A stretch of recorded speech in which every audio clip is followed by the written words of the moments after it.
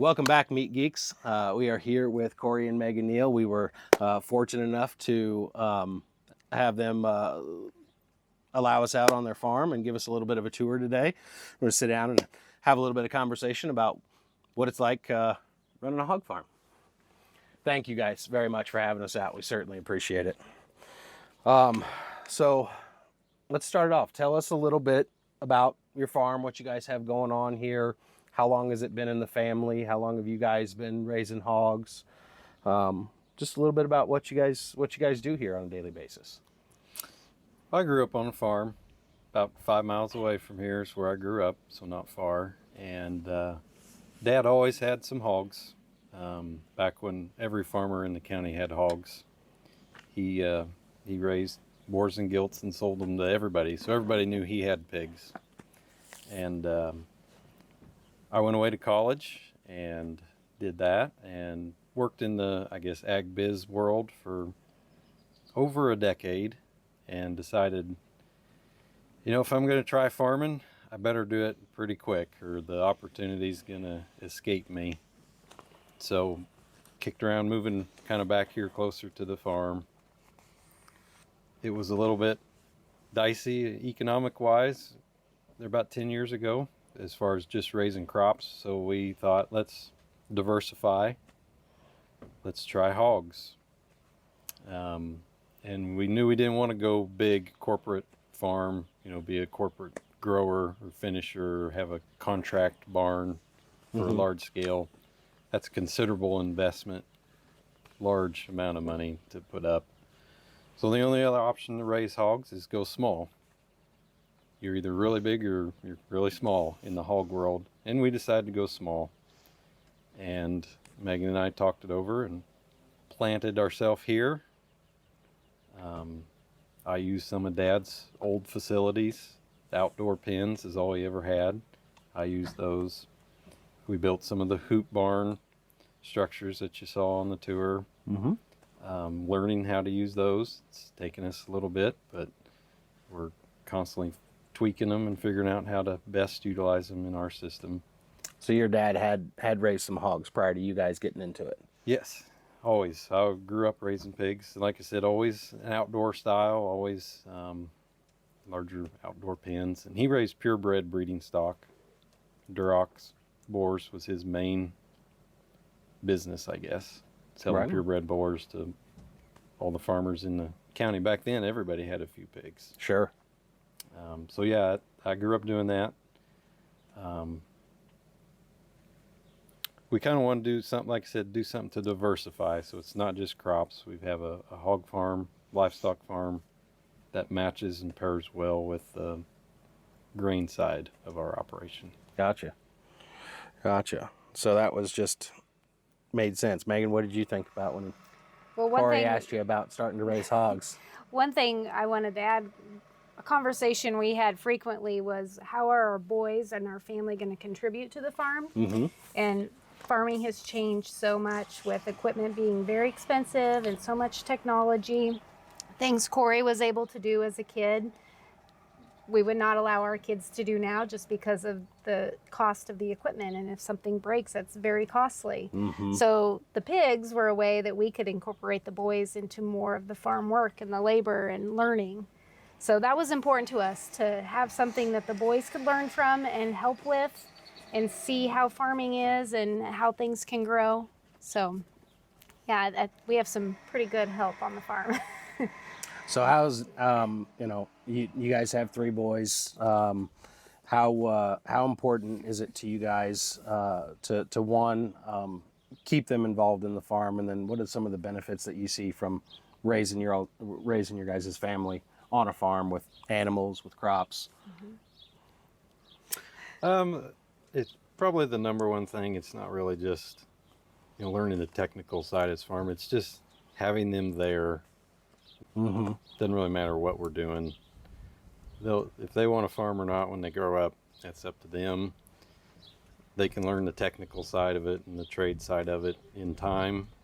They are now, obviously, but just being there side by side, parents, kids, together working, that's the most important thing. It doesn't matter if we're sorting hogs or giving them shots or planting corn. They're side by side with us. We're kind of blessed that we have a career with the farm that the kids can be there. You know, we're not leaving every day to go to work somewhere and have long hours of work and come home and exhausted at night, and you have that short amount of time with your kids. They're out there working with us and helping us, so we're with them all the time. Yep. That's awesome. It's flexible schedule. That's, I guess, a good benefit of what we Yeah. do. If we got to leave for the 6 hours in the day to do a kid's activity or something, we can come home at 8 o'clock at night and do chores. Right. They're still there when we get home. It still needs done. Yep. Or Saturday morning, we'll do chores. And if we got to leave for a soccer game or a baseball game, we'll leave and pick up the work when we get home. So you had mentioned your two options when you started looking at raising hogs. You can either go in big commercial side or go into a small farm. What are the differences that you see, one, in running an operation like that, and then two, what either one of those types of operations produce?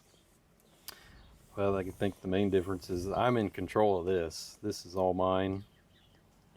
I make the decisions, or we make the decisions. We can go the route we want to with the smaller operation. And our hands are in every single facet of it, so we know what's going on. Versus working with a corporate side or a large farm side, we'd probably just be a contract grower. We would just do what they wanted us to do. We would not have much management control over it. So, and there's a sense of pride and ownership of running the whole operation. Sure. It's mine. It's gonna succeed or not because of what we do, not because of what someone else can tell us. So Yeah. that's maybe the main thing. Give you a chance to build some legacy. Yeah, and it's been I don't say fun, but making it work has been a challenge at times. And of course we're going after more meat quality, more quality of a product. That's the main thing we have to stress. So working that in and still making a profitable, successful operation it's been fun. And so to you guys, what do you see as some big differences, or maybe one or two of the biggest differences that you see from pork coming from commercial farms compared to coming from a farm like you guys? Flavor and taste, no doubt, but I think it all starts there. If it doesn't taste better, or have a better eating experience, it's not worth doing. So Paradise buys 90% of our pigs, or 95% of our pigs. The other handful throughout the year, you butcher for us, but then we sell out of our own freezers. We're licensed and approved to sell retail cuts. So those people that come are mainly family, neighbors, friends.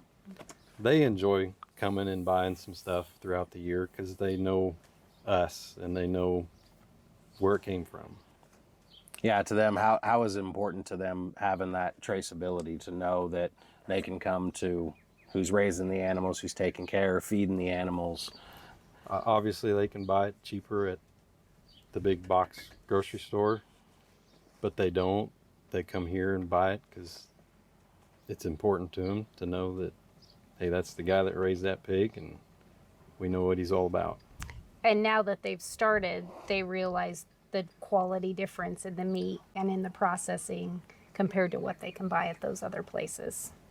Yeah, that's one of the things I hear about so much when they try the bacon for the first time, or they try the sausage for the first time, or the pork chops or whatever, and it's like, I'll never go back to store. There's so much of a difference. I grew up pretty spoiled. Dad was a wholesale meat cutter for 17 years before he bought the locker. I was 13 when they bought the locker, so I've been really spoiled that I've never had to go into a grocery store to buy a piece of meat, and so I can't speak from experience on that comparison, but I hear it a lot. And it's I know it's gratifying to us to be able to be involved with farmers like you guys, with families such as yours, that that we can help support what you have going on, and being able to provide a good quality product to consumers. That's a big aspect for us, and we just try and do what we can on our end, not to screw up all the hard work that you guys have done. So, well, let's talk a little bit. Tell us a little bit how your relationship with Paradise started. So when we kicked around the idea of doing something with hogs, and decided to go small, looked for a packer or a retail side that could handle that and the processing. So we just made phone calls to 3 or 4 different small lockers that we knew of within our geographic area, and asked them, hey, we raise some hogs here, would you want to buy some of them? And everyone said no, except somebody at Paradise that I emailed. I think it was your mom, I think, that started off. And they said, actually, we just expanded, and I think we need more hogs. Let's talk. And I think Lou and your dad came out here to the house. Mm-hmm. We didn't have much of anything to show them, except a few pins at my dad's house. But we both decided we'd try to make it work on both ends. And that was 2016 or 2017. Mm-hmm. And you've bought almost all of them since then. 6 or 7 years, we're still going strong. Yep. You guys do some great hogs and produce some really good quality pork. We've been really blessed to have you guys in the fold with us, and hope to keep it going for a long time for sure. So, why is, you've talked a little bit about this, but why is keeping the farm small? Why is keeping the farm local important to you guys? It may, part of it's the family deal where they still have an opportunity to have their hands in it. The boys do. And flexibility, I guess. The bigger you get, maybe the little more restrictive you are on your time. We're at an age or phase of our life, I guess, we need a little more flexibility if we're going to want to raise our kids right. What about the local aspect? Why is that important to you guys? Well, I guess you kind of say we've seen the decline of the rural landscape a little bit. Mm-hmm. Our schools are smaller. Housing has suffered. Quality's gone down as far as housing options for people, job options. If this is a way to kind of help a rural economy keep going a little bit, then that's important. Absolutely. And you guys you're located kind of on the outskirts of Kansas City, but yet still in the somewhat rural part. Provides a job for you. The place we get our feed are both in rural parts of Kansas, where we buy our fuel. A lot of the things that we do have got a lot of small town employees working for them. Yeah, that's a big important thing with us too. It's not.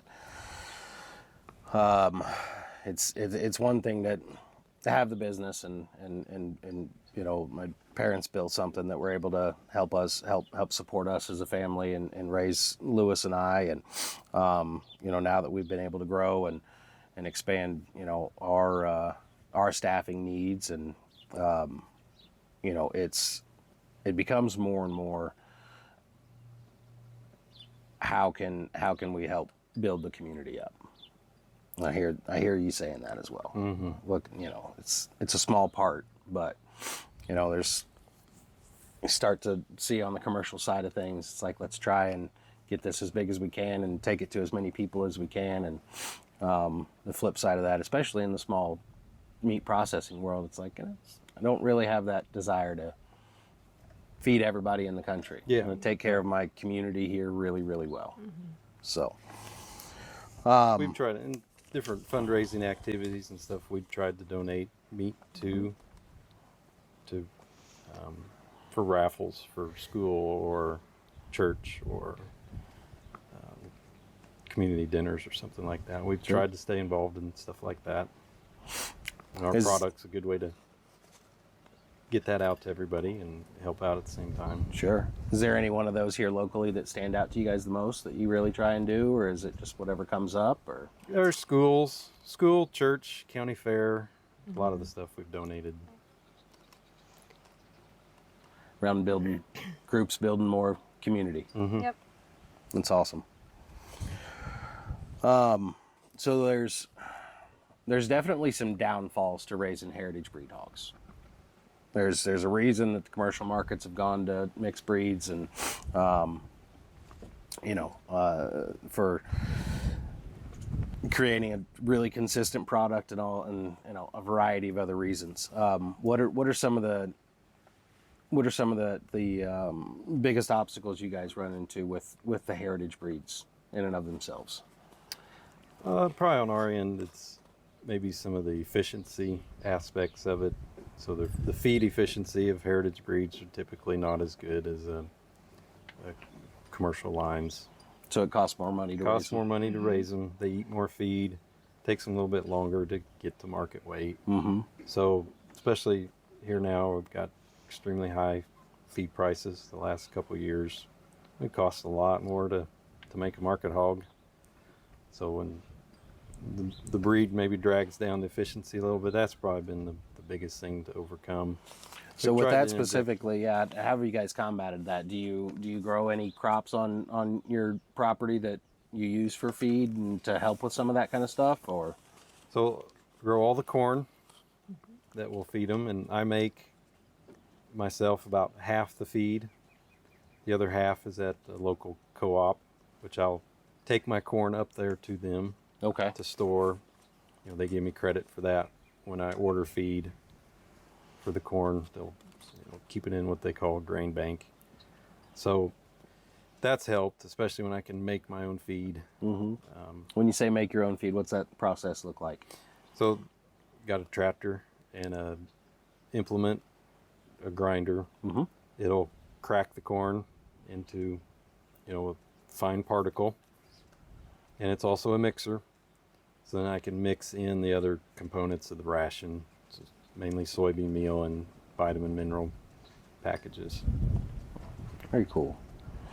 So I mean that the co-op it's just up the road, so they're handy when I need a quick batch. But definitely if I can make my own, it saves me money. Sure. What else with heritage hogs in particular? Well, I'd say more on raising them in the larger pens and the more outdoor environment. The challenge has been labor. Yeah.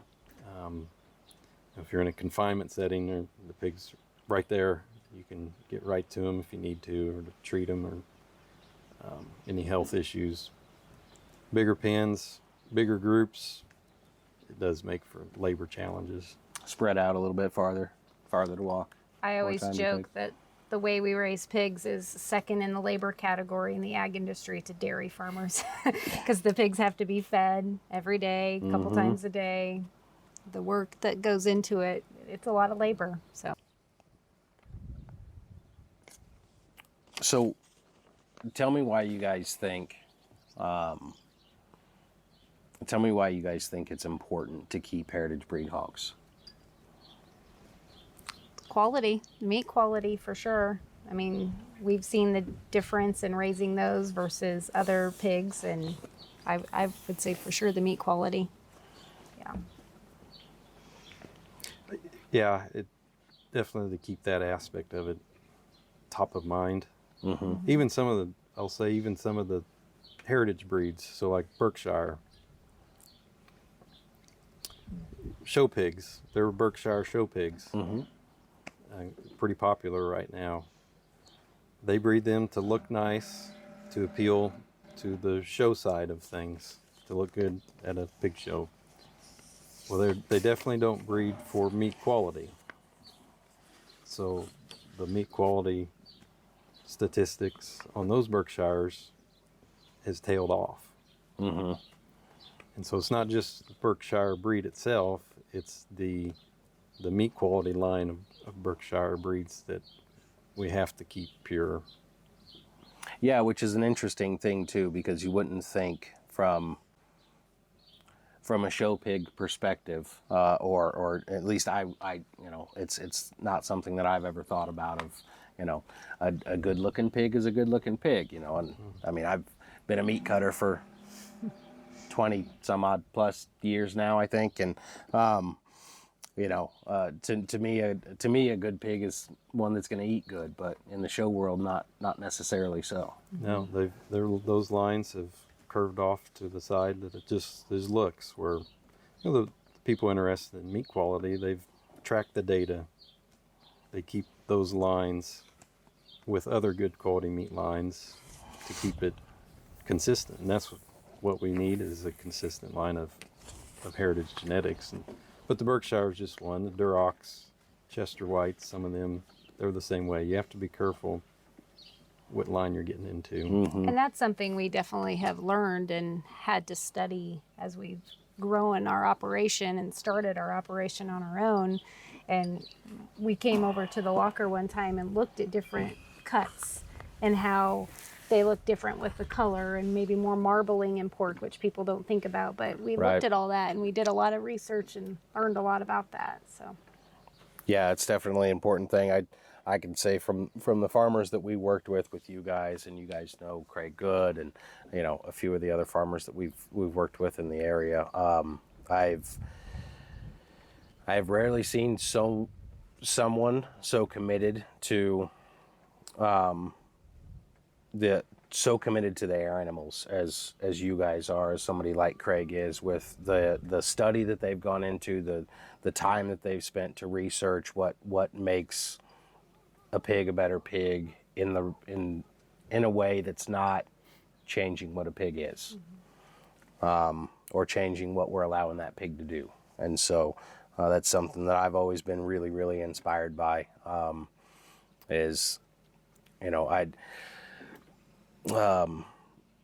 I was 12, 13 when we moved out to the country and saw lots of farms, lots of people raising animals, and never really, always knew the purpose, growing up in the meat world, with Dad being a meat cutter.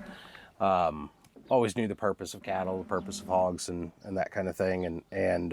But really, really starting to understand how much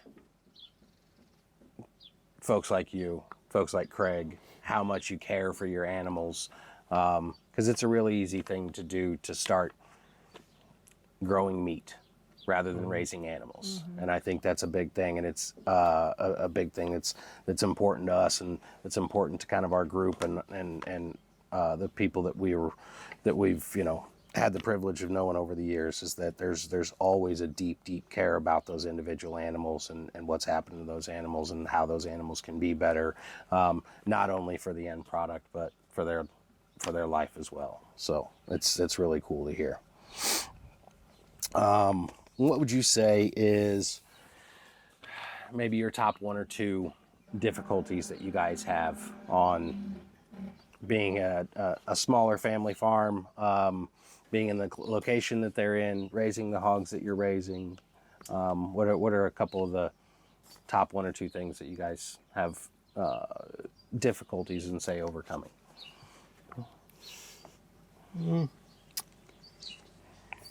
The labor side of it, there's no one to pass it on to, I guess.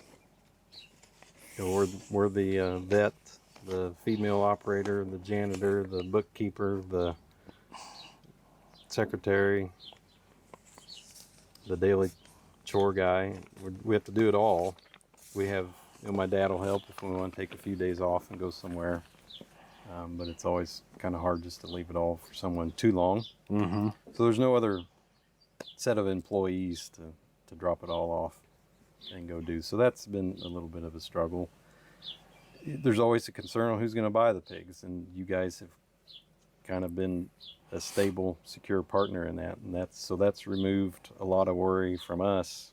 Is, well, what are we going to do next month with our pigs? Sure. Or the farmers market's dried up. What do we do with all this pork or something like that? Right. You guys have, I guess, removed that worry from us. We appreciate that. We're happy to be a part of it. Appreciate you guys as well. Goes both ways. You know, we wouldn't be able to do what we do without farmers like you and folks like you, you know. So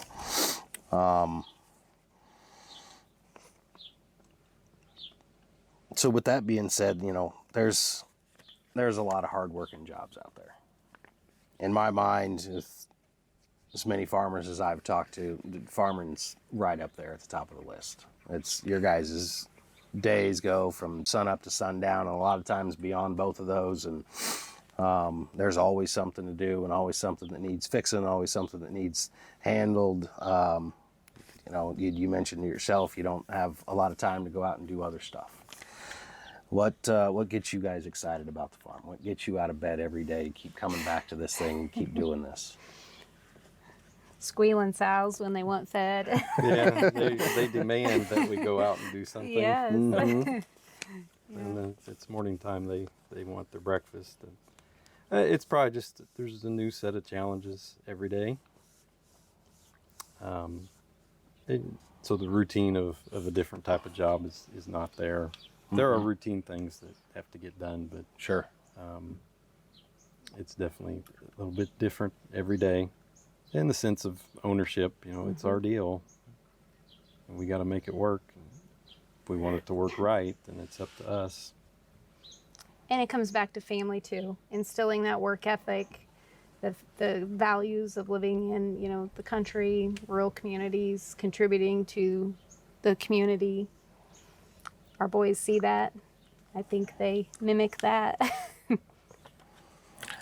So that's a great segue into a question to kind of wrap this up. I think, how do you guys see farming moving into the next generation? Oh, we kind of have to feel it out, I guess. They're free to choose and do whatever they want. Sure. You know, it takes a lot to get started. I went away and went to school and worked for over a decade, and kind of decided to give it a try. That's probably something they might have to do. I might have to kick them off for a while to go learn something else and try to apply that if they do come back to farm or choose to go somewhere else to farm. But you got to be creative. There's no doubt about that. It takes quite a bit to support one family. Sure. So whether they branch off and do a little something different, whatever they need to do, it needs to be something they enjoy to do. Well, I think however you guys are working it out here, I think it's working well. You know, we asked each boy what they thought about what they liked about being on the farm, and though their answers varied a little bit, all three of them answered that they enjoyed spending time with you guys out here, and they enjoyed being involved and helping you guys out. So I think that's, to me, I see that as a big aspect of, because it's not, you know, it's like when we look about, you know, when we look at the whole food system, from the farmer to the butcher to the chef in the restaurant, or the, you know, it's like there's quite a few out there that want to be that next rock star, you know, Guy Fieri chef, and have that television personality or whatever. You know, and there are some folks that want to get out of the urban areas and the city environment and come out and have some sort of hobby farm, you know.